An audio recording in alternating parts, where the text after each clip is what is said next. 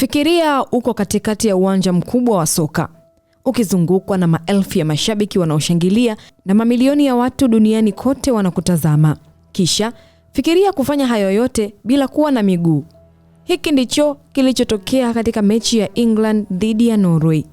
Ulimwengu mzima ulibaki na taharuki na miguno ya kustajabisha wakati kijana mmoja alipoingia uwanjani kama match captain bila kiti cha magurudumu, akitembea kwa ujasiri mkubwa, akitumia mikono yake tu. Aliupeleka mpira wa mechi katikati ya uwanja. Anaitwa Ghanem Al Mofta, mtu ambaye amethibitisha dunia kuwa vikwazo viko akilini tu na sio mwilini.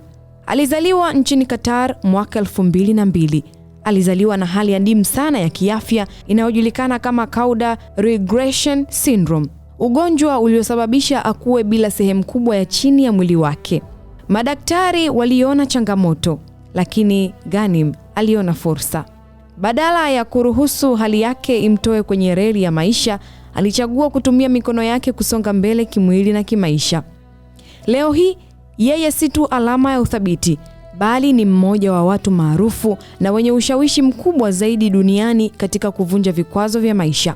Kitendo chake cha kuingia uwanjani kwenye mechi ya England na Norway hakikuwa cha bahati mbaya. Ilikuwa ni sehemu ya jukumu lake kubwa kama balozi wa matumaini. Shirikisho la mpira wa miguu duniani FIFA linamtumia Ghanem kufikisha ujumbe mzito: ujumuishi, matumaini na usawa katika michezo. Hii si mara yake ya kwanza kugusa mioyo ya mamilioni.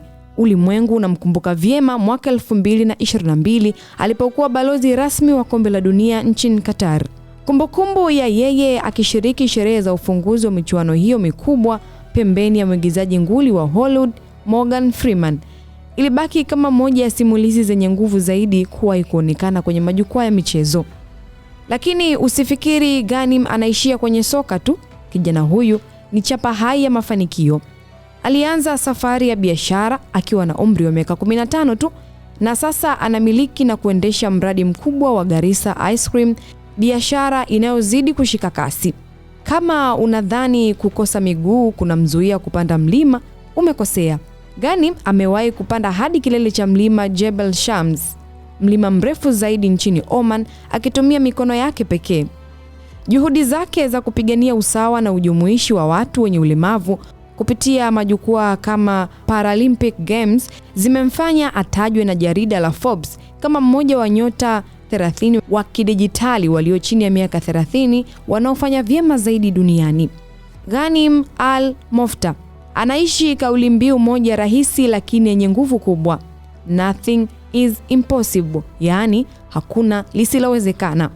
Kila anapobeba mpira na kuingia uwanjani, hatuonyeshi tu mchezo wa soka.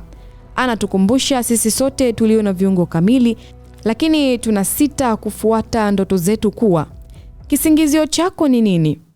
Kama Ghanem anaweza kubeba ulimwengu kwa mikono yake miwili, wewe pia unaweza kushinda changamoto yoyote iliyo mbele yako. Hii ni AyoTV Sports, mimi ni Gladness Joseph.